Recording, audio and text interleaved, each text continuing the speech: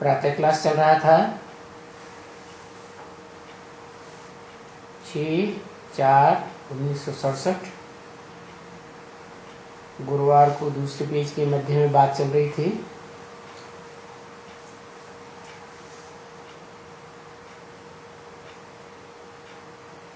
तुम बच्चे,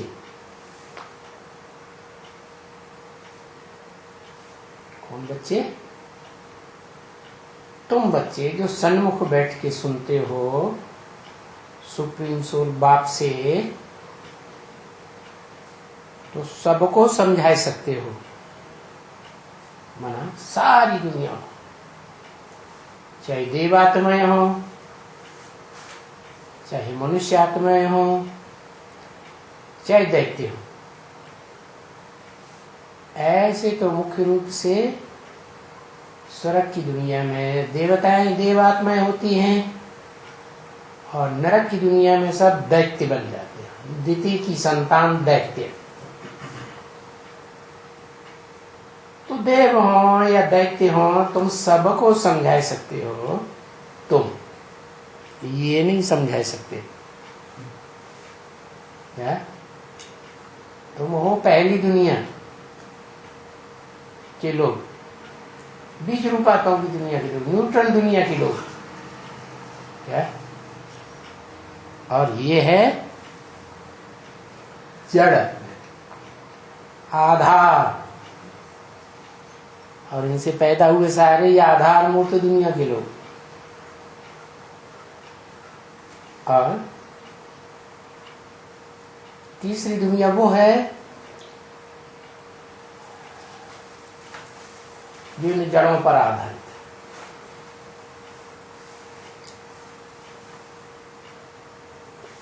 जो वृक्ष है उसके 3 हिस्से होते हैं। एक मूल तना जो नीचे से लेके ऊपर तक जाता है, उसकी जड़ें भी नीचे हैं, बिल्कुल इसके नीचे सीधी नीचे जाती। दूसरी जड़ें दाईं ओर की और बाईं ओर की। उन जड़ों से ताकत मिलती है वृक्ष की दाईं ओर की टहनियों को, धर्मों को, और बाईं ओर के टहनियों को, धर्मों को। तो चाहे दाईं ओर की टहनियां हो, चाहे बाईं ओर की टहनियां हो, चाहे आधार मूर्तों के फॉलोअर्स हो, चाहे बीज रूप के फॉलोअर्स हो, तुम सबको समझा सकते हो कि तुम या तो नई दुनिया के मालिक बन सकते हो। क्या तुम सब चाहो तो नई दुनिया के मालिक, स्वर्ग के मालिक बन सकते हो, क्योंकि मैं शिव हेवनली गॉडफादर हूं, हेवन की रचना करता हूं। तो तुम सब चाहो तो हेवन के मालिक बन सकते हो।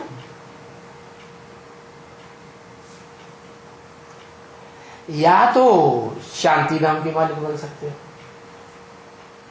या 2 मुख्य धाम हैं जिनको सब पसंद करते हैं। देवात्माएं भी शांति पसंद करती है, फिर वो सुख भी पसंद करती है। और जो दैत्य हैं, जिन्हें मनुष्य कहा जाता है, जिनमें चंचल मन होता है, वो शांति पसंद। तो मन बड़ा चंचलता पैदा करता है, अशांति पैदा कर देता है, तो वो शांति पसंद करती है। क्योंकि आती है दुख की दुनिया में तो हमेशा उनको दुख ही दुख देखने को मिलता है, तो कहते हैं ना आए हुई ये दुनिया ना होती तो अच्छी। उन्होंने वो दुनिया देखी ही नहीं, सुख की दुनिया, तो कहते बस ये हमारी दुनिया ये नहीं चाहिए, हमें कोई सुख नहीं चाहिए, हमें तो शांति चाहिए। तो उन्हें शांति ही अच्छा लगती है। खैर जो भी हो, सुखधाम को पसंद करने वाले हों तो सुखधाम के मालिक बन सकते हैं। तो धाम के भी मालिक बन सकते हैं, नंबरवार भी बन सकते हैं, और अव्वल नंबर बनना चाहें तो अव्वल नंबर भी मालिक बन सकते हैं। ऐसे ही शांति धाम के भी मालिक बन सकते हैं। अव्वल नंबर में शांति धाम के मालिक बनना चाहो तो अव्वल नंबर में बन सकते हैं। और फिर क्योंकि तुम ही तो बच्चे हो ना, क्या मेरे बच्चे तुम हो, शिव के बच्चे तुम असली हो, आत्मिक स्थिति में रहने वाले। शिव सदा आत्मिक स्थिति में रहता है ना, स्वस्थिति में। तो तुम मेरे बच्चे हो।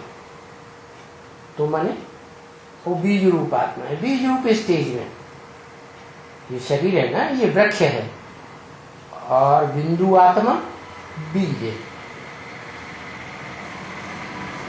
बीज में से वृक्ष निकलता है। वृक्ष कहां से निकलता है? बीज में से निकलता है।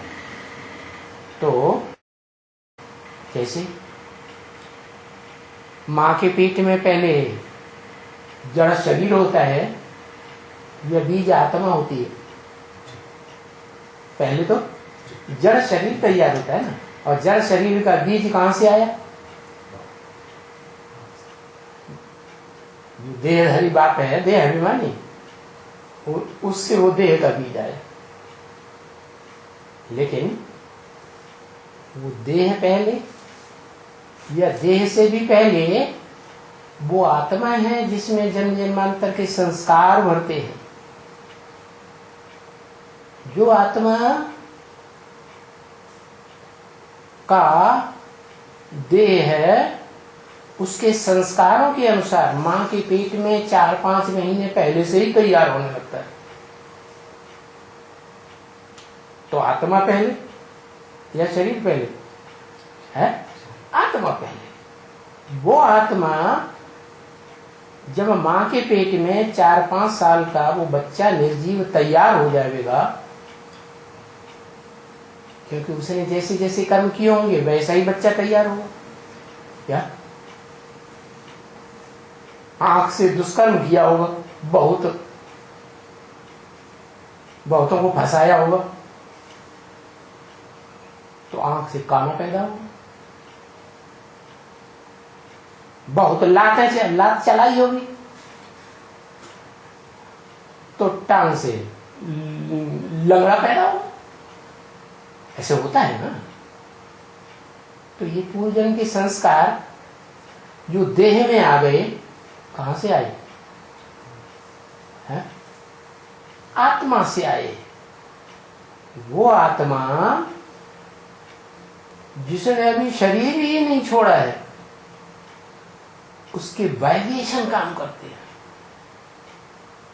वाइब्रेशन की शक्ति इतनी पावरफुल होती है कि वो जीवन वहां बिता रहा है, और मन बुद्धि के वाइब्रेशन से वो शरीर मां के पेट में तैयार हो रहा है। ये हिसाब किताब है। क्या? जैसे मां है, गर्भ धारण करती है, और गर्भ काल में वो आत्म की स्थिति में रहती है, तो बच्चे के ऊपर असर पड़ेगा ना। आत्म की स्थिति में रहती है, और वो आत्मा का उस समय शरीर स्त्री चोला है या पुरुष चोला है? आत्मा का जो चोला है, जिसने गर्भ धारण किया है, वो स्त्री चोला है ना। है?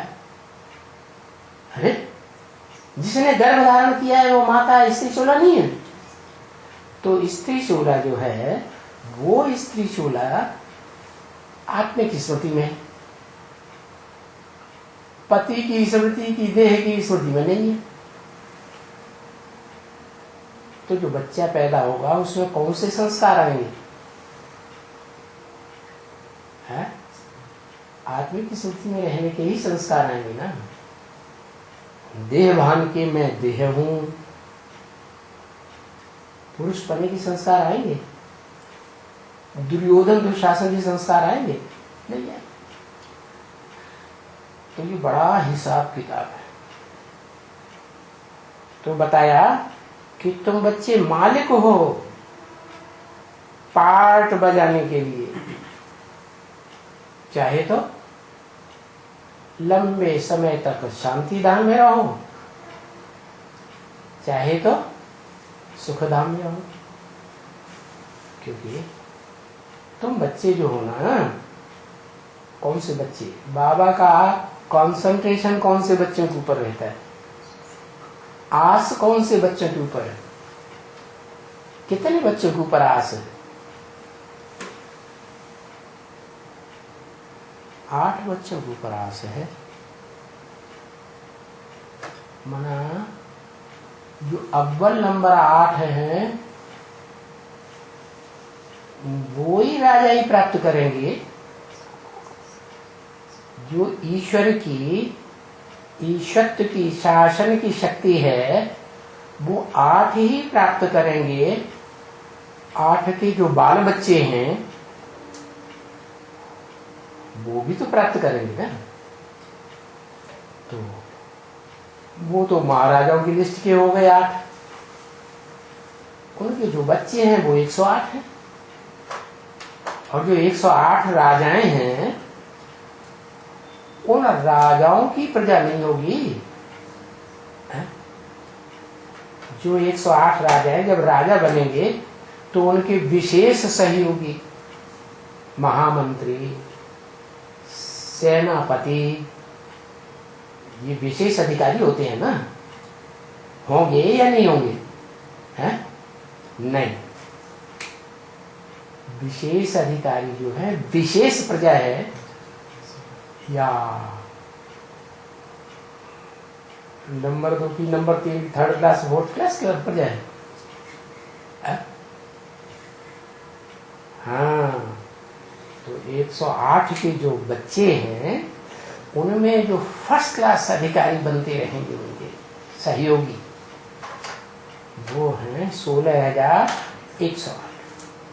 और उनकी संख्या कितनी है? 16,108 की संख्या है ना, वो कब तक पूरी होती है? वो कब तक तैयार हो जाते हैं? 16,108 देखने में आए कि हाँ उन्होंने स्टेज प्राप्त कर ली, मालिक बने, राजाई प्राप्त कर ली, शासन कर रहे हैं इतने के ऊपर।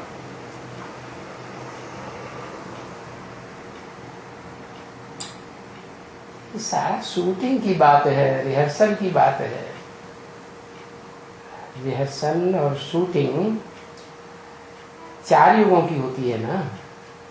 4 युगों में से जो हेवनली गॉडफादर की दुनिया है वो हेवन सतयुग त्रेता की है ना।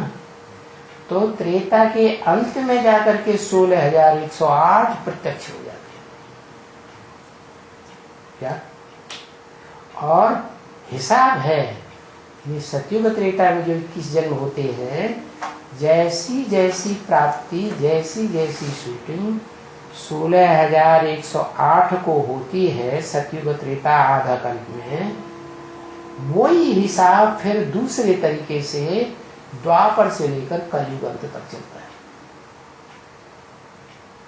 यहां भी 16,108 प्रत्यक्ष हुए प्रिंस प्रिंसेस के रूप में, और वो प्रिंस प्रिंसेस का भी अपना दायरा होता है, उनके ऊपर कंट्रोल करते हैं।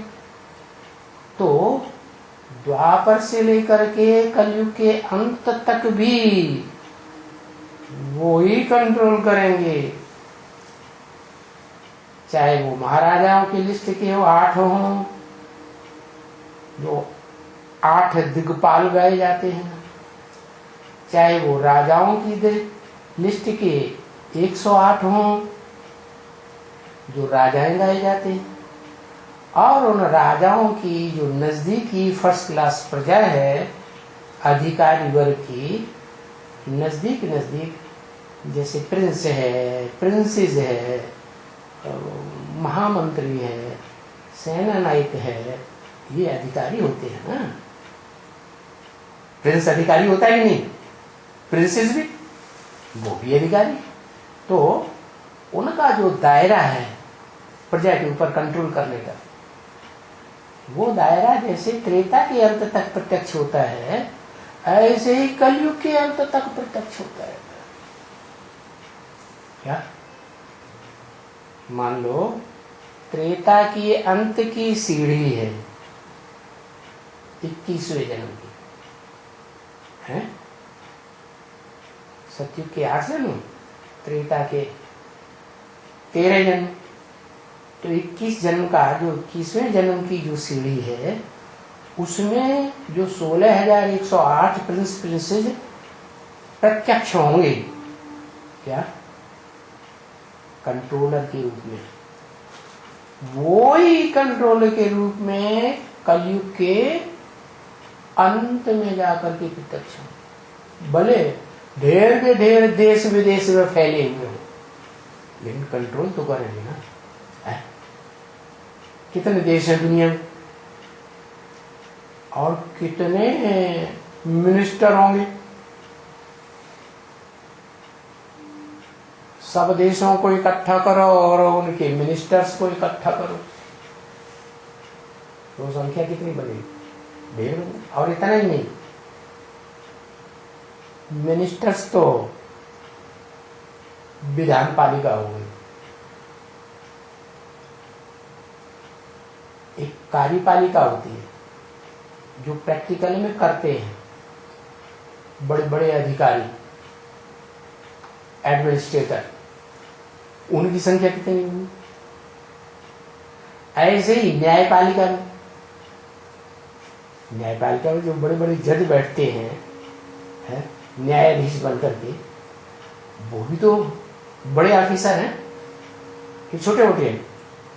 तो टोटल मिला के क्या, ये 16,108 की संख्या या तो कलयुग के अंत में प्रैक्टिकल में देखने में आते हैं कि इनके हाथ में बड़ी सत्ता होगी, या तो त्रेता के अंत में देखने में आते हैं। तो बताया कि तुम बच्चे मालिक हो, माने बच्चे हो तो अनेक हैं या थोड़े हैं? तो फर्स्ट क्लास बच्चे 8 के ऊपर नजर है। कितने के ऊपर? 8 के ऊपर। फिर सेकेंड क्लास 108, वो भी तुम बड़े ही मालिक हो गए ना, राजा है ना। राजा भी तो स्वाधीन होता है कि किसी के पराधीन होता है? स्वाधीन होता है, वो भी स्वाधीन। बाकी जो बड़े बड़े अधिकारी हैं राजाओं के, वे तो पराधीन होते हैं, लेकिन फिर अपने दायरे में जो उनकी प्रजा है, उनका प्रभाव जिनके ऊपर है, तो उनका ऑर्डर चलता ही है, उनके ऊपर राजा ही करते ही है। जैसे राष्ट्रपति का या प्रधानमंत्री का बॉडीगार्ड हो, फर्स्ट क्लास बॉडीगार्ड में हेड होता है ना कोई, तो वो कहीं इंडिया में चला जाएगा और बताएगा कि मैं प्रधानमंत्री का बॉडीगार्ड हूं, तो उसको तो कोई तो एकदम चिपक जाएगी। ऐसे ही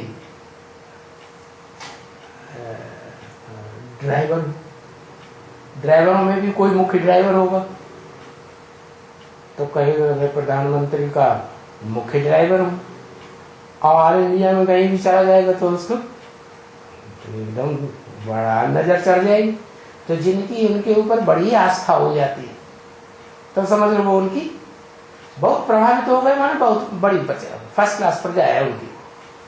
तो ये बताया कि तुम बच्चे चाहे मेरे फर्स्ट क्लास बच्चे हो, चाहे राजाई प्राप्त करने वाले राजयोग से सेकेंड क्लास बच्चे हो, चाहे राजयोग से राजाई प्राप्त करने वाले जन्म जन्मांतर के थर्ड क्लास बच्चे हो, 16,108 की लिस्ट वाले हो, लेकिन हो तो मेरे बच्चे, तो तुम मालिक हो।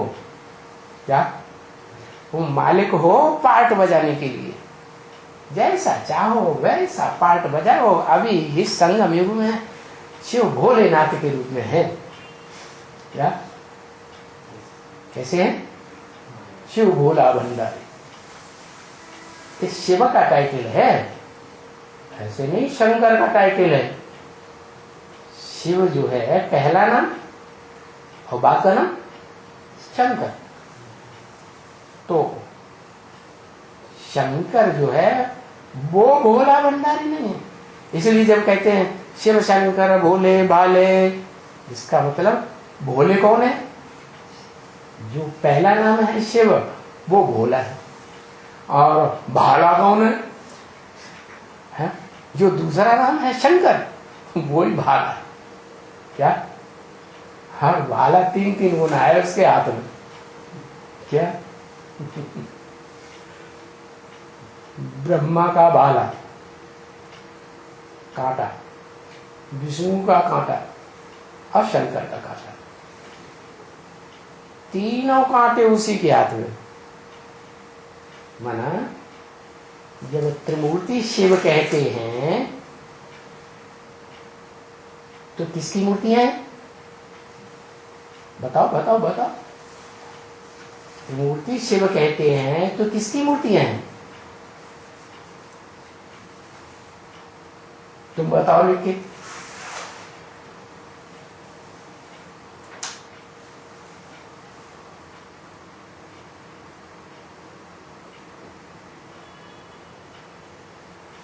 हाँ, ये तो मूर्तियों के नाम बताए हैं। किसकी मूर्तियां? आत्मा का नाम बताओ। अब आप दोबारा नहीं, अब नहीं, अब दोबारा अगली साल एग्जाम होगा, उधर माता जी को दे दो।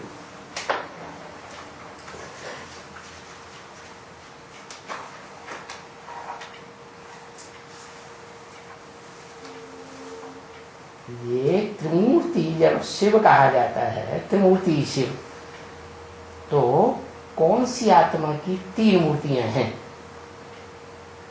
लिखो।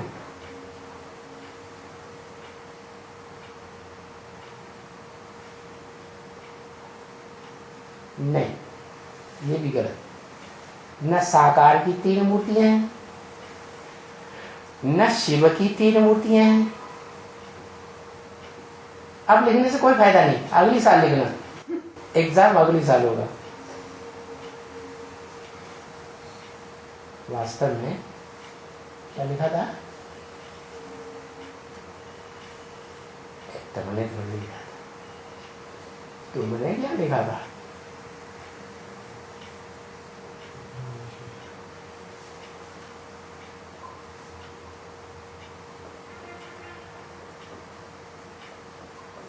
वो तो मूर्तियों के नाम लिख दिए। अरे हैं किसकी 3 मूर्तियां? कौन? नाम बताओ।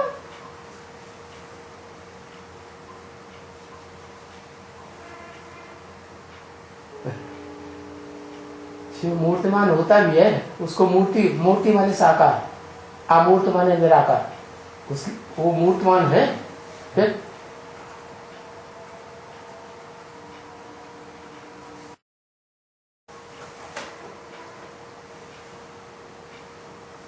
इसने दोबारा में लिख के दिया ना, वो पास हो गया।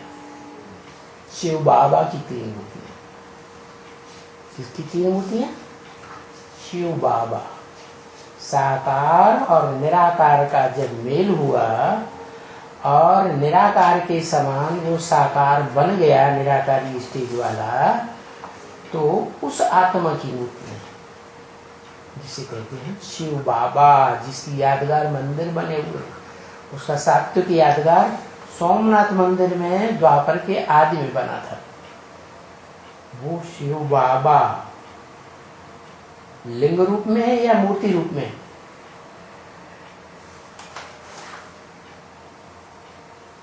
हाँ, लिंग रूप में, जिसमें बीच में हीरा जड़ा हुआ था।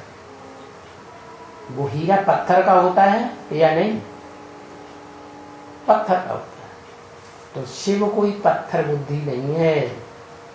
शिव जो है, कहते हैं मेरी आत्मा का नाम शिव है, और कोई आत्मा इस षष्ठी रूपी रंगमंच पर पार्ट बजाने वाली नहीं है जिसकी आत्मा का नाम हो। क्या? जिसे तुम शिव बाबा कहते हो ना, वो शिव बाबा है तो आत्मा भी है, और वो बाबा है माने ग्रैंड फादर भी है, लेकिन ग्रैंड फादर का जो संबंध होता है वो देहधारियों का ही होता है। क्या? ग्रैंड सन और ग्रैंड फादर दोनों ही देहधारी, लेकिन शिव नाम सिर्फ मेरा आत्मा का नाम है, ज्योति बिंदु आत्मा। तो मेरी तो मूर्ति नहीं होती।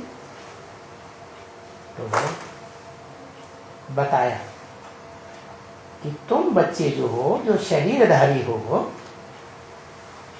चाहे वो तुम पार्ट बजाने वाले भोगी आत्माओं के बीच अव्वल नंबर बच्चा हो, और चाहे वो 750 करोड़वा बच्चा हो आत्मा रूपी मनुष्य सृष्टि में, लेकिन वो सब मेरे बच्चे। और तुम सब नंबरवार मालिक बनते हो। मालिक माने राजा, राजयोग सीख करके बनते हो। सिखाता कौन है? सिखाता कौन है? शिव बाबा सिखाता है। यानी सिखाने वाला सुप्रीम टीचर हुआ ना, तो सुप्रीम टीचर की जो सोल है वो भी साकार में आती है तो शिव बाबा कही जाती है, और वही सदगुरु भी है। क्या? सत माने सच्चा, गुरु माने साकार। सुंदर मेला कर दिया जब सदगुरु मिला दलाल। तो दलाल बिचौलिया है ना, बिचौलिया है। किसका किसका बिचौलिया है? निराकार का और साकार का बिचौलिया है। तो तुम आत्मा रूपी जो बच्चे हो, तुम आत्माओं का बाप शिव, और तुम बच्चे जो हो वो मालिक हो पार्ट बजाने के लिए। जो चाहो सो पार्ट बजाओ। क्या? शांति धाम में विशेष रहने का पार्ट बजाना चाहते हो तो शांति धाम का पार्ट विशेष बजा लो, और सुखधाम में विशेष ज्यादा से ज्यादा रहने का पार्ट बजाना चाहते हो तो सुखधाम का पार्ट बजा लो। कौन सा पसंद है बताओ? है? कोई भी दुनिया की आत्मा से पूछो, सुख तो सबको पसंद है। भले जो सन्यासी हैं वो आते ही दुख की दुनिया में, उन्होंने सुख की दुनिया देखी नहीं तो उन्हें अनुभव नहीं है। जिन्होंने रसगुल्ला खाया है उन्हें रसगुल्ला खाने का स्वाद लेने का अनुभव है, इसलिए वो रसगुल्ले को पसंद करेंगे। सन्यासियों ने, इब्राहिम ने, बुद्ध ने, क्राइस्ट ने, गुरु नानक ने, शंकराचार्य ने, इन्होंने तो स्वर्ग भोगा ही नहीं है। हाँ, वो जिसमें प्रवेश करते हैं वो देवात्माएं हैं। जो ऊपर से आने वाले धर्म पिताएं हैं द्वैतवादी द्वापर युग से, उनके प्रभाव में आ जाते हैं। कौन प्रभाव में आ जाते हैं? सुनी सुनाई बातों के प्रभाव में आ जाते हैं सबसे जास्ती भारतवासी। ये भारतवासियों की टेंडेंसी बता दी। क्या? चाहे वो अव्वल नंबर के भारतवासी हो, बता अव्वल नंबर का भारत के दिल में बसने वाला भारतवासी कौन सी आत्मा? जल्दी जल्दी बताओ, 1 सेकंड का पेपर होता है।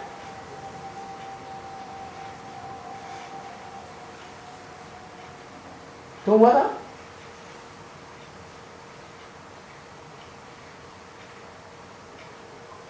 हाँ, बिगाड़ो बिगाड़ो बिगाड़ो। तुम दिखा के मत लिखा करो, ये नकल कर लेता है चालाक आदमी। देखा था ना? हाँ, देख लिया था।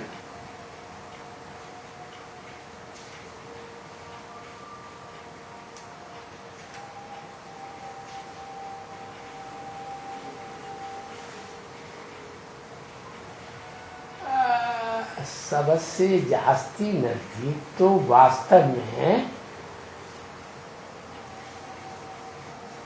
परम ब्रह्म तो बाद में नाम पड़ता है कि पहले नाम पड़ता है? पहले शिव जब आते हैं इस सृष्टि रूपी रंगमंच पर तो 3 मूर्तियों के साथ आते हैं या परम ब्रह्म नाम लेके आते हैं?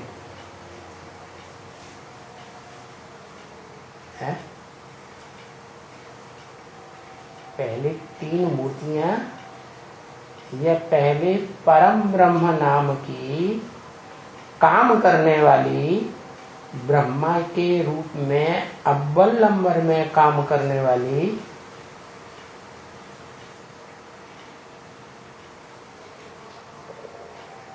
शख्सियत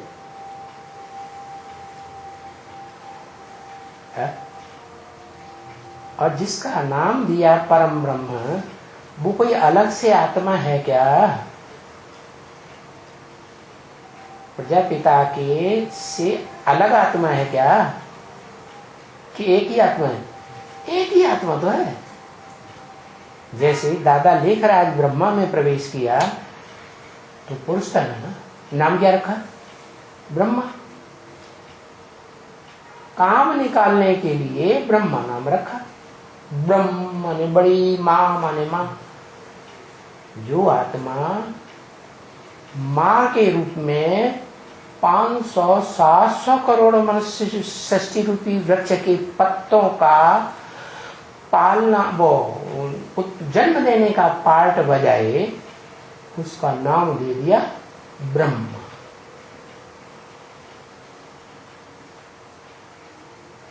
पहला पत्ता कृष्ण स्वयं। सत्युग के आदि में न सही, वो तो भक्तों की बात है, सत्युग के आदि की कृष्ण की बात भगवान मान लिया, लेकिन वास्तव में शिव का जो पहला बच्चा है, जिसे आदम एडम कहा जाता है, आत्मा, वो भी उस शिव बाप की गोद में खेलता है पहली बार, तो उसको भी अपनी आत्मा का परिचय कब मिलता है और किसके द्वारा मिलता है?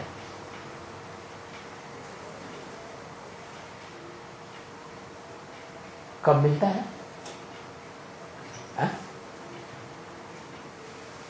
संगम युग के आदि में मिलता है या मध्य में मिलता है?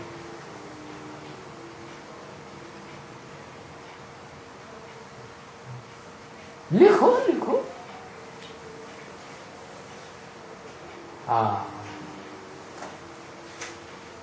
परिचय है उस आत्मा को अपने अव्वल नंबर पार्ट का इस षष्टि रूपी रंगमंच पर। वो अव्वल नंबर पार्ट है ही विष्णु लक्ष्मी नारायण। वो 76 के लिए बोला है ब्रह्म वाक्य मुरली में कि इन लक्ष्मी नारायण का जन्म कब हुआ। चित्र की ओर इशारा किया, ऊपर जो खड़े हैं प्रकाश के वलय की दुनिया के बीच, ज्ञान प्रकाश का वलय है ना, उनका नाम ही है नारायण। नारायण, नार माने ज्ञान जल, आयन माने घर। जो ज्ञान प्रकाश की दुनिया में ही रहते हैं। तो वो नारायण की तरफ इशारा करके कहा, इन लक्ष्मी नारायण का जन्म हुआ ही कब है? आज से 10 वर्ष कम 5000 वर्ष हुए। माना 1966 की वाणी है, उसमें से 10 वर्ष उल्टा चक्कर घुमाओ और पूरा 5000 सप्तम्बर पूरा चक्कर मत घुमाओ, 10 वर्ष कम छोड़ दो, तो कौन सा सन आएगा? 1976। तो बताया आज से 10 वर्ष कम 5000 वर्ष हुआ जब इनका जन्म हुआ। तो 76 में बता दिया बाप का प्रत्यक्षता वर्ष। प्रत्यक्षता रूपी जन्म कब हुआ?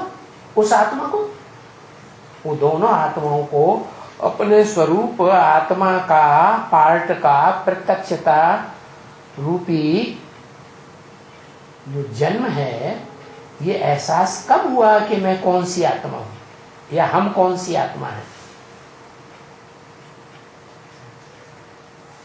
फटाफट लिखते जाओ। 76 में हुआ। यही घोषणा कर दी, सारे ब्राह्मण परिवार ने, ब्रह्मा कुमार कुमारियों ने मनाया। 76 को बाप का प्रत्यक्षता वर्ष मनाया धूमधाम से। लेकिन जाना किसी ने नहीं। वो आत्माओं को अंदर अंदर एहसास हुआ, किनको? लक्ष्मी और नारायण। वो लक्ष्मी नारायण नहीं जो सत्युग के आदि में जन्म लेते हैं पहले पत्ते के रूप में, उनकी बात नहीं है। पुरुषोत्तम संगम युग में शिव बाप आकर के जो ज्ञान देते हैं, ईश्वरीय ज्ञान, सत्य ज्ञान, उस सत्य ज्ञान के आधार पर जिन्होंने अपनी आत्मा के पार्ट को पहचाना, वो लक्ष्मी नारायण की बात। और उनमें भी मुख्य प्रोमिनेंट आत्मा कौन है? लक्ष्मी नारायण, नारायण। तो जो नारायण है वो ही बचपन में कृष्ण कहा जाता है। तो वो जो चित्र दिखाते हैं, चित्रकारों ने चित्र बनाया कि बुढ़े बाबा शिव की गोद में कृष्ण बच्चा बैठा हुआ है। ये कलयुग के अंत में ये चित्र निकले हैं, पहले ये चित्र नहीं थे शास्त्रों में। माने जब प्रैक्टिकल पार्ट चलता है तो चित्रकारों की बुद्धि में भी चित्रण हो जाता है। तो अब ये बताओ कि ये जो गोद में कृष्ण बच्चा बैठा हुआ है, ये किससे जन्म लेता है?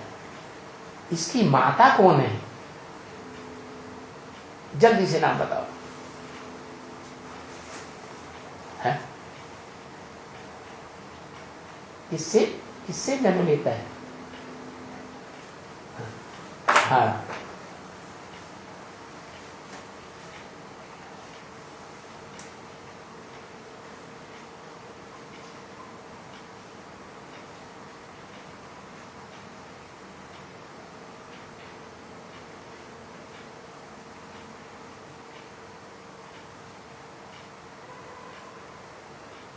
जब प्रजापिता नाम था, अहम बीज प्रदपिता, मनुष्य सृष्टि का बीज डाला था, तो उस समय ज्ञान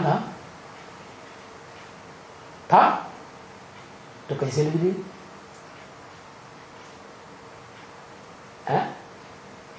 जगदम्बा से मिला ज्ञान। ज्ञान माने समझ, बुद्धि, अकल।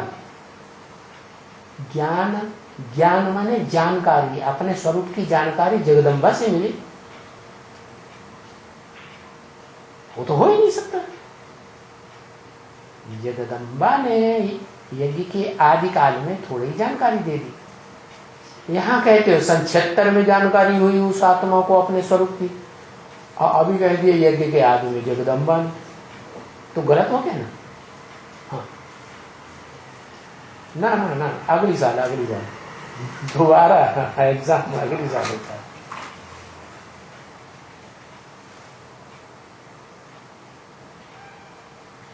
वो जो गोद में बैठा हुआ बुढ़े की गोद में, अनुभवी सबसे जास्ती आत्मा है, उसकी गोद में बैठा हुआ जो कृष्ण बच्चा दिखाया है, उसको अपने स्वरूप की पहचान किसके द्वारा होती है, किसके मुख से होती है?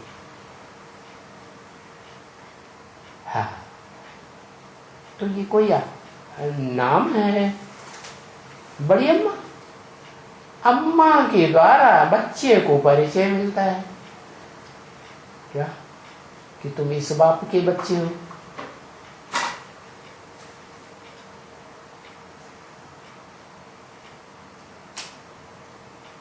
तो लिखा है लक्ष्मी।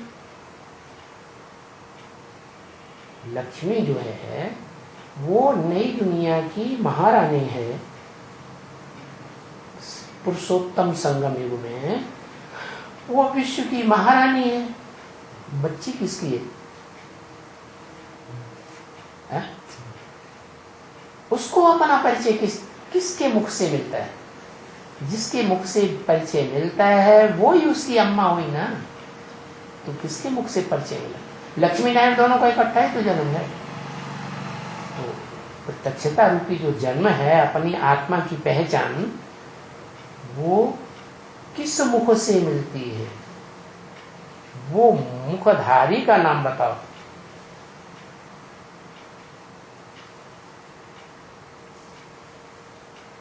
एक सेकेंड में लिखना है, देर नहीं लगानी है। देर लगी माने फेल। हाँ, कौन सा? ये जो ब्रह्मा, तो 5 मुख दिखाए गए हैं ब्रह्मा के। वो एक ही अम्मा से जन्म लिया होगा कि कार्तिकेय हो गया 6 अम्मा से जन्म लेने वाला थोड़ी। 6 अम्मा तो पालने वाली है। दादा लेखराज ब्रह्मा से मुख से उस आत्मा ने जो ज्ञान सुना, उस ज्ञान के आधार पर शिव का ज्ञान सुना ना, तो शिव हुआ बाप और दादा लेखराज ब्रह्मा हुई माँ। और उन दोनों के द्वारा जो ज्ञान मिला, जानकारी मिली, ज्ञान माने जानकारी, उससे उनको पक्का एहसास हो गया कि मेरा बाप ये है और मेरी अम्मा दादा लेखराज ब्रह्मा है, जिनसे मुझे अपने स्वरूप का परिचय। तो बताया तुम बच्चे मालिक हो पार्ट बजाने के लिए। चाहे तो जो मनुष्य सृष्टि में 500, 700, 750 करोड़ बच्चे हैं, उनमें अव्वल नंबर का पार्ट बजाने वाले बन जाओ मालिक। और चाहे तो मध्य के बच्चों में पार्टधारी बन जाओ। और चाहे तो लास्ट के पूर्व के बच जाओ। ये तुम्हारे ऊपर है। क्या तुम मालिक बन सकते हो? सब के सब 500-700 करोड़ सारे ही मालिक बन सकते हो, लेकिन ये तुम्हारे ऊपर है, तुम्हारे पुरुषार्थ के ऊपर है, तुम्हारी पढ़ाई के ऊपर है कि तुम अव्वल नंबर में पास होते हो या मध्यम में या लास्ट। बाकी मालिक तो बन सकते हो। अभी घर छोड़ करके यहां आते हो पार्ट बजाने के लिए। क्या तुम सब बच्चे, जितने भी 500-700 करोड़ बच्चे हो, आते कहां से हो? कहां से आते हो? नाम बताओ।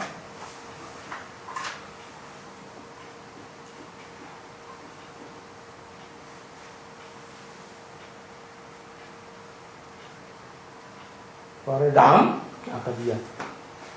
क्या लिख दिया? परधाम।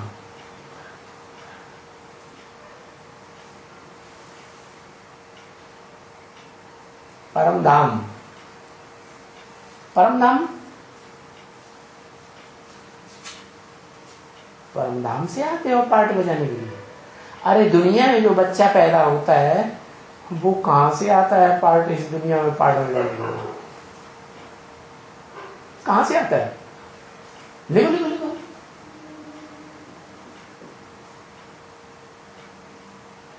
क्या नहीं क्या भाषा लिख देता है, समझ नहीं आता।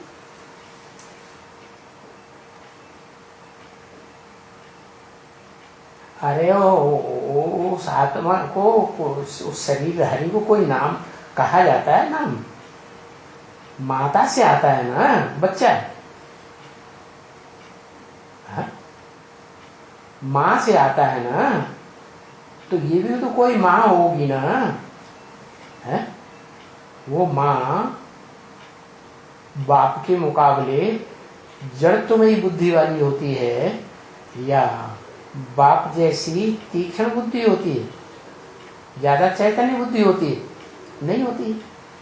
तो जो परम ब्रह्म नाम है वो जड़त्वमय तत्व है या चैतन्य तत्व है?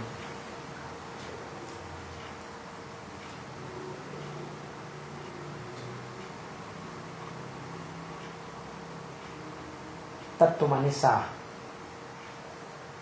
जैसे शिव बाप कहते हैं कि मेरी 2 प्रकार की प्रकृति है। गीता ने भी बोला परा प्रकृति परे ते परे, प्रकृष्ट शक्ति वाली, और दूसरी अपरा प्रकृति, नीचे, थोड़ी नीची स्टेज की। तो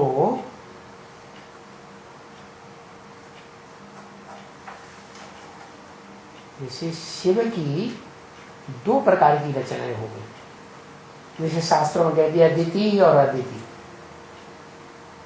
वास्तव में पुरुष आत्मा को कहा जाता है, वो है परम पुरुष शिव, और उसकी 2 रचनाएं हैं, एक परा प्रकृति और एक अपरा प्रकृति। तो परे ते परे स्टेज वाली प्रकृति जो है वो, और नीची किस्म की प्रकृति है वो कौन कौन है? नाम दिया परम ब्रह्म। क्या नाम दिया? परम ब्रह्म, माने बड़े के बड़ा ब्रह्म, परे के परे ब्रह्म। कौन हुआ है? परे के परे ब्रह्म कौन हुआ? इसमें तो परे के परे ब्रह्म जो शिवलिंग दिखाते हैं उसमें ज्योति बिंदु भी है और साकार बड़ा रूप भी है।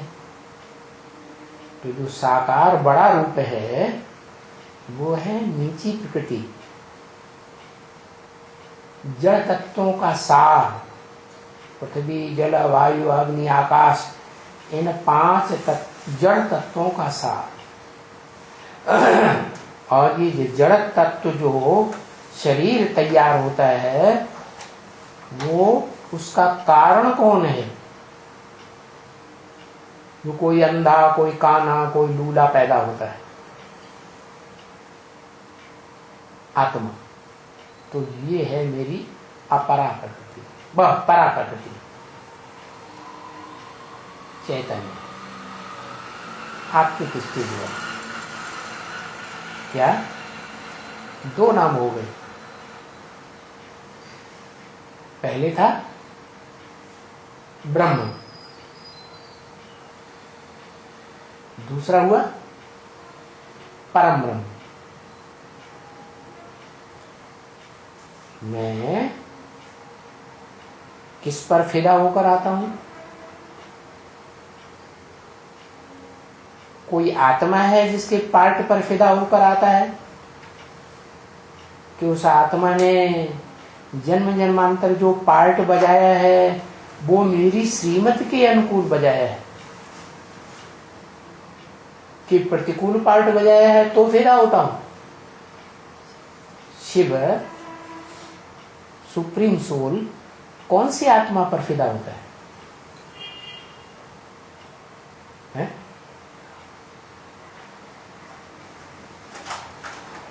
शिव सुप्रीम सोल जिस आत्मा पर फिदा होता है उसका नाम क्या देता है? किस पर आशिक होकर आता है?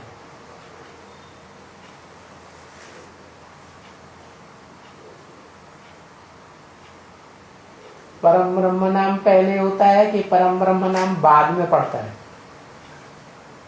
दादा मेघराज पहले या उसका नाम बाद में दिया, नामकरण बाद में हुआ? पहले कौन है?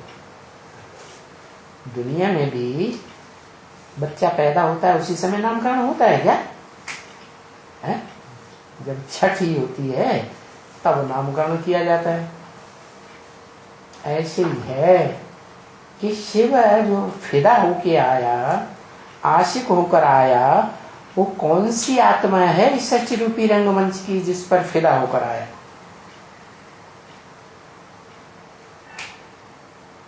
मुरली में नाम क्या बोला?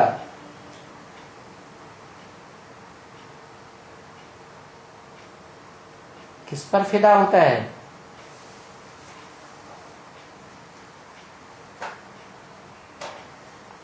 अरे उस देश का नाम नहीं है। हाँ, एक होता है जड़ देश और एक होता है चैतन्य देश। चैतन्य देश है शरीरधारी आत्मा, और जड़ देश है ये भारत का जो नक्शा दिखाते हैं जिसमें जमीन, पहाड़, नदियां दिखाते हैं, वो है जड़। तो वो शिव आता है, वो चैतन्य आत्मा पार्टधारी के ऊपर फिदा होकर आता है ना, है? रथ जो चुनता है,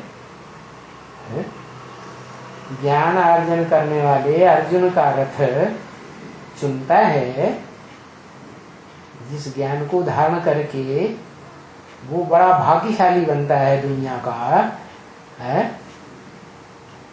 विश्व का मालिक बनता है ना। तो जिसमें आता है उसका नाम है भारत। किस आधार पर नाम पड़ा? काम के आधार पर। क्या काम किया? भा माने ज्ञान की रोशनी, रत माने रहने वाला, लगा रहे। क्या? रत माने लगा रहे। तो ज्ञान की रोशनी में जो जन्म जन्मांतर लगा रहता है। स्वर्ग में तो देवताएं होते ही आत्मिक स्थिति, स्वस्थिति वाले रहते हैं। इसलिए जो स्वर्ग के देवताएं हैं वो तो सदैव ही जीवन में आत्मा की रोशनी में रत रहते हैं। लेकिन द्वैतवादी द्वापर युग से भी जब दूसरे धर्म पिताएं आते हैं, दे माने 5 तत्वों वाले पंचभूतों के भौतिक शरीर को महत्व देने वाले, तो भी वो आत्मा उन धर्म पिताओं से प्रभावित नहीं होती। क्या?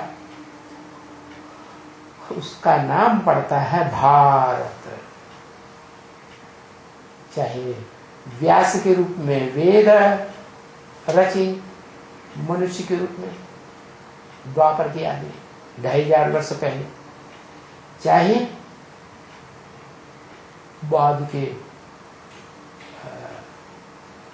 आरण्यक बने, शतपथ ब्राह्मण आदि बने,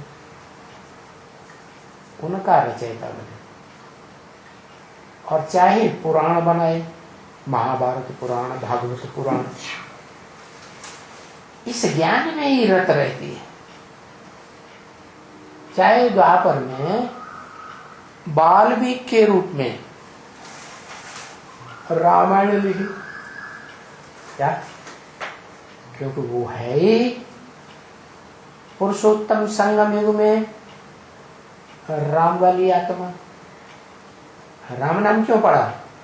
रम्यते योगिनो यस्मिनीति राम। योगी लोग जिसमें रमण करते हैं, आनंद मनाते हैं, जिसकी याद में, वो है राम। राम किसका नाम? जिसकी याद में योगी लोग रमण करते हैं, वो है राम। तो कौन आत्मा हुई? बोला ब्रह्मवाक्य मुरली में बोला, त्रेता वाला राम नहीं, जो शास्त्रों में नाम दिया है त्रेता वाला राम 14 कला का नहीं। कौन सा राम है?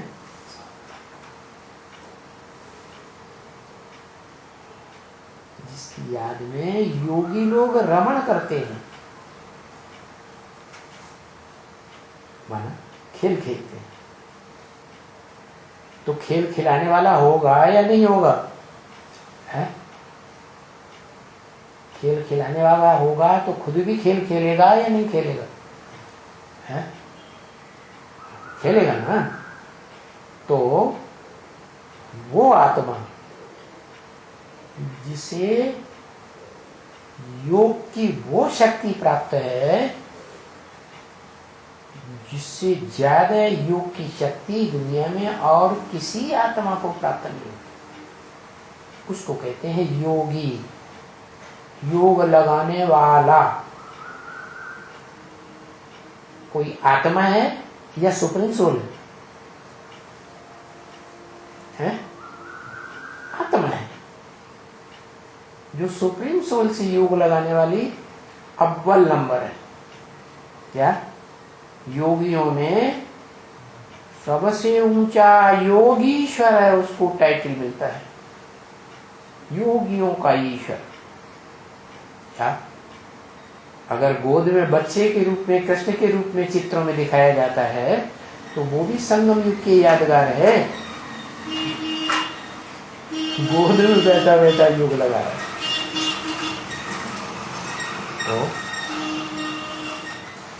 जो बड़े से बड़ा योगी है वो ही सारे संसार को योग लगाना सिखाता है।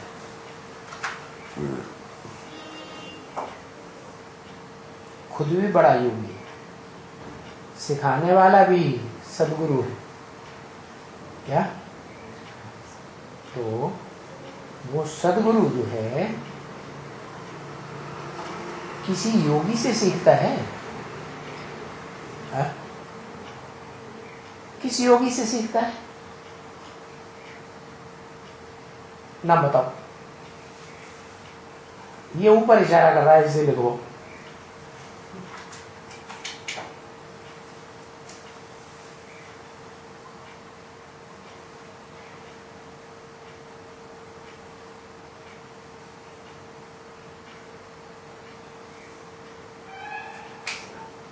शिव बिंदु, जिसकी बिंदी का नाम शिव है, उससे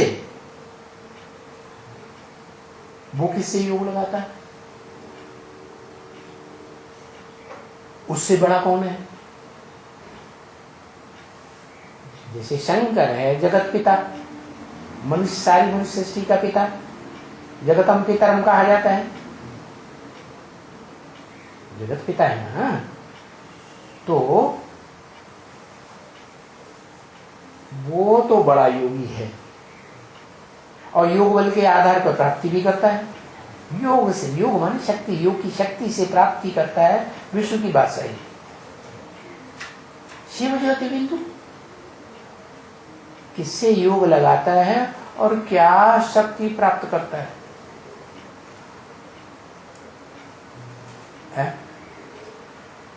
और कब लगाया योग?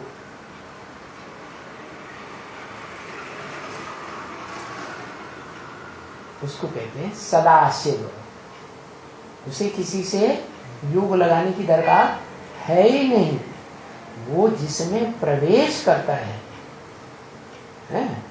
उसको ज्ञान देता है, शक्ति नहीं देता योग की। इसीलिए बताया क्या तुम सबको समझा सकते हो कि तुम नई दुनिया के मालिक बन सकते हो। चाहो तो शांति धाम के मालिक बन सकते हो, चाहो तो दोनों के मालिक बन सकते हो। क्या? मैं जो बोलने वाली आत्मा है ब्रह्मा के अंदर, ब्रह्म वाक्य मुरली में बोलती है, वो आत्मा शांति धाम की मालिक बनती है। सुखधाम की मालिक बन के बैठती है? न मैं शांति धाम का मालिक, न मैं सुखधाम का मालिक। शांति धाम में तो आत्मा आत्मा सब भाई भाई, सब आत्मिक स्टेज में, कोई ऊंचा नहीं, कोई पद में नीचा नहीं। वास्तव में इस सृष्टि की बात है। इस सृष्टि में तुम बच्चे नंबरवार शांति धाम ब्रह्मलोक को इस सृष्टि पर उतार देते हो। क्या? ब्रह्मलोक को इस सृष्टि पर उतार लेते हो। तुम बच्चों में जो अव्वल नंबर बच्चा नारायण है, वो नारायण बच्चा अपनी जो दुनिया बनाता है, वो शांति धाम की दुनिया, ब्रह्मलोक की दुनिया का वलय अपने चारों ओर बनाए हुए है। कैसा वलय? आत्मिक स्टेज वाला वलय। यहाँ आत्माएं आत्मिक स्टेज में, बिंदु रूप स्टेज में रहती हैं। नो संकल्प एट ऑल। लेकिन बनाने वाले बच्चे नंबरवार, जो बोला है ब्रह्म वाक्य मुरली में कि तुम बच्चे परम धाम को इस सृष्टि पर उतार लेंगे, तो कोई बच्चा तो अव्वल नंबर होगा।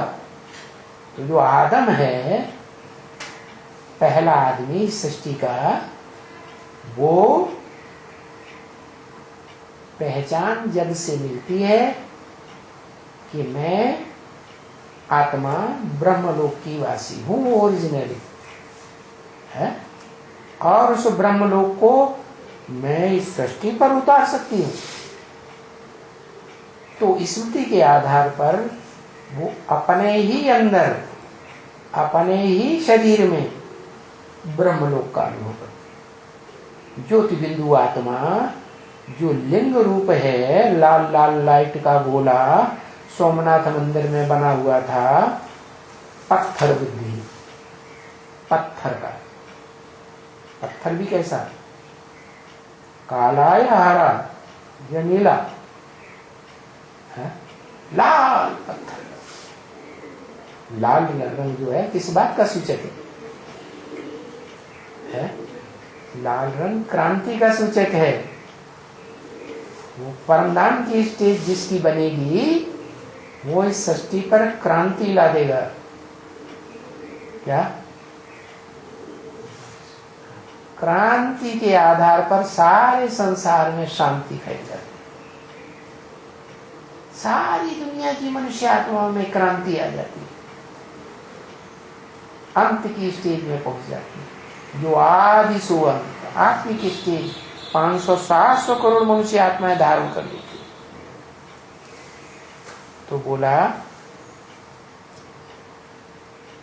अभी अपना परमधाम ब्रह्मलोक छोड़ करके यहां इस सृष्टि पर आते हो पार्ट बनाने के लिए। क्या? इस सृष्टि पर इसलिए आते हो, आत्मिक स्टेज को छोड़ करके यहां आते हो पार्ट बजाने के लिए। पार्ट शरीर के द्वारा बजेगा या बिना शरीर के बजेगा? रंगमंच पर पार्ट बजाने जाते हैं तो जाके नंगे खड़े हो जाते हैं कि भांति भांति के कपड़े पहनते हैं। 84 जन्म है तो 84 जन्मों में, मैक्सिमम 84 जन्मों में 84 शरीर रूपी कपड़े बदलते हैं। तो तुम आत्मा रूपी जो पार्टधारी हो, वो इस सृष्टि रूपी रंगमंच पर आकर के पार्ट बजाते हो। क्या? ये भी पार्ट है, ये भी पार्ट है। क्या? तुम जो पार्ट बजाते हो वो संगम युग में नून हो रहा है। पुरुषोत्तम संगम युग है इसका नाम। अभी घर छोड़ करके यहां आए हो। क्या? जो ब्रह्मलोक है, ब्रह्म माने बड़ा, मां माने मां, ब्रह्मा बड़े से बड़ा घर, ब्रह्मा का घर। क्या? जैसे दादी अम्मा होती है, उसका घर छोड़ के आ गए। यहाँ क्या है? दादी अम्मा से भी बड़ी अम्मा कौन होती है? परदादी अम्मा। हाँ, परदादी भी टाइटल मिलता है किसी को? नहीं। पुराने जमाने में तो परदादी भी जिंदा रहती, दादी भी जिंदा रहती है, अम्मा भी जिंदा रहती, और अम्मा की बहू भी जिंदा रहती। क्या कितनी पीढ़ियों की हो गई? बहू, अम्मा, बहू की सासू माँ, उनकी भी दादी माँ, उनकी भी है, उनकी भी परदादी। देखो, चार पांच पीढ़ियों की जिंदा रहती। आज भी परंपरा भक्ति मार्ग में चल रही है। जो पंडे होते हैं ना भक्ति मार्ग में, शास्त्रों में बड़ा शास्त्र है महाभारत, उसमें कोई पंडा है जिसका नाम दिया है मिलता जुलता है, जिसके बच्चे हुए 5 पांडव। किसके बच्चे? है पांडव के बच्चे।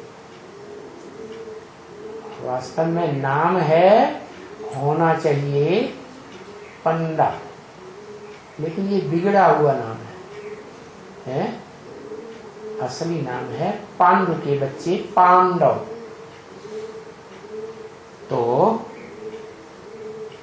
पंडा क्या करता है?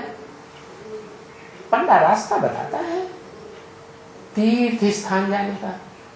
तीर माने किनारा, था माने स्थान। ऐसा स्थान जाके दिखाता है जहां तुम एक ठिकाने पे लग जाओ परमानेंट। क्या इधर उधर भटकने की दरकार नहीं। तो वो ऊंची के ऊंचा ठिकाना बाप ने बताया, शिव बाप ने। या तो शांति धाम जाना चाहो तो शांति धाम जा सकते हो, रह सकते हो लंबे समय तक। सुखधाम जाना चाहो तो लंबे से सुखधाम भी रह सकते। दोनों में रहना चाहो तो सुखधाम में भी रह सकते, दुखधाम में भी रह सकते। अच्छा, ये कभी फिर बताएंगे कि क्या कोई आत्मा ऐसी भी हो सकती है जो लगातार सुखधाम में ही रहे जन्म जन्मांतर? कोई ऐसा भी भाग्यशाली रथ हो सकता है? जिस शरीर रूपी रथ में, जो रथ सार रूप में 5 तत्वों का भी सार है, पृथ्वी जल वायु अग्नि आकाश का जो सार, ऐसा तत्व जो कभी खत्म नहीं होता। क्या? तीनों काल में भी खत्म नहीं होता। क्यों? क्योंकि वो सत्य है। सत्य का कभी विनाश नहीं होता। ना असतो विद्यते भावो, ना भावो विद्यते सत्य। तो वो शरीर रूपी सत्य की यादगार लिंग, बड़ा रूप, और उसका छोटा रूप आत्मा, बीज। ये दोनों ही सत्य हैं। जैसे वैज्ञानिक भी मानते हैं एलिमेंट कभी नष्ट नहीं होता,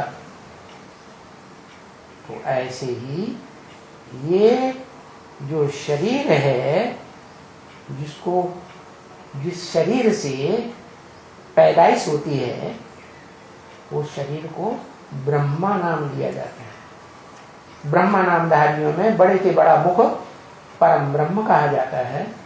वो परम ब्रह्म या बड़े के बड़ी माँ। कैसे बड़े के बड़ी माँ? 3 दुनिया है ना। बड़ी दुनिया 500-700 करोड़ की, उससे स्वर्ग की दुनिया, छोटी दुनिया 10 करोड़ की, 8-10 करोड़ की स्वर्गीय दुनिया है ना, 2 नंबर की, जिसे स्वर्ग कहा जाता है। और उससे भी एक छोटी दुनिया है जो शूटिंग काल में तैयार होती है, रिहर्सल काल में, जहां सारी दुनिया के बीज तैयार होते हैं। कितने भी?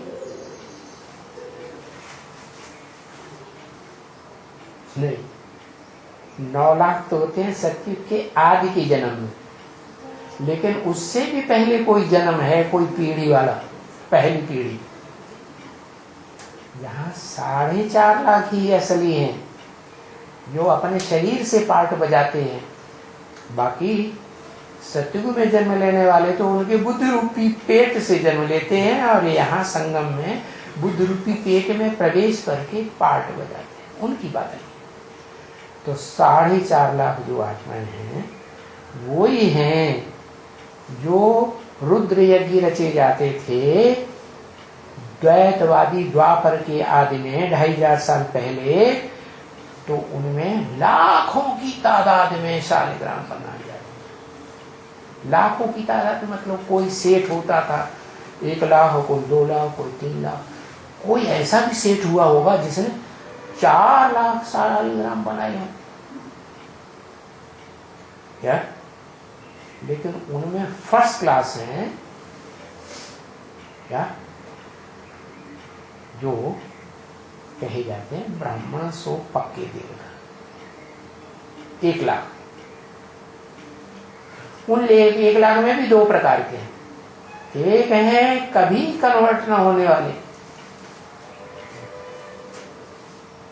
पक्के रुद्रमाला के मां के बीज। दूसरे वो हैं जो विजय माला के बीज हैं, पहले चंद्रवंशी होते हैं, ज्ञान चंद्रमा से जन्म लेते हैं, फिर जैसे कन्या की शादी हो जाती है ऐसे वो राधा चंद्रवंशी से कन्वर्ट होकर के सूर्यवंशी लक्ष्मी बन जाती है। ओ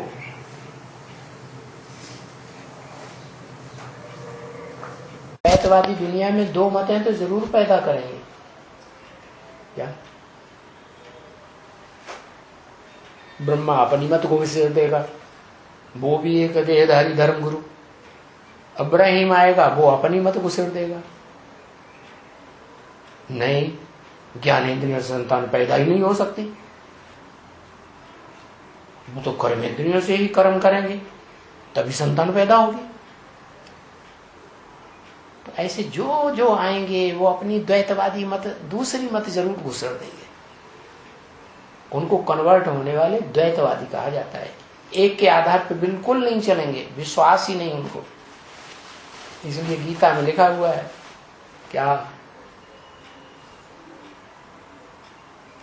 कि जो अनिश्चय बुद्धि आत्माएं होती हैं उनके 2 मतें होती हैं।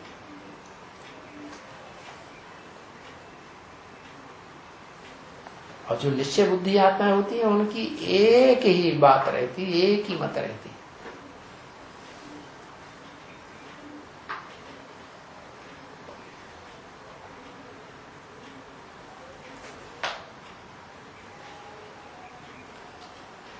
चलो, बहुशाखा अनंताश्च, बहुत शाखाओं वाली, बहुशाखा अनंताश्च बुद्धि अव्यवसायी नाम। जो अनिश्चय बुद्धि होते हैं उनकी बुद्धि बहुत शाखाओं वाली। इधर कन्वर्ट हो जाओ, ये अच्छा नहीं, इधर कन्वर्ट हो जाओ, ये अच्छा नहीं, इसको बाप बनाओ, ये अच्छा बाप। जैसे आर्य समाज हर धर्म से कन्वर्ट होकर चले आए, नीचे उतरते उतरते किसी धर्म पे उनको आस्था नहीं रही। धर्म में तो एक स्वराज, हमें किसी धर्म की अपेक्षा नहीं, सब झूठे हैं। क्या किया जाए, ऐसी दुनिया बनी हुई है।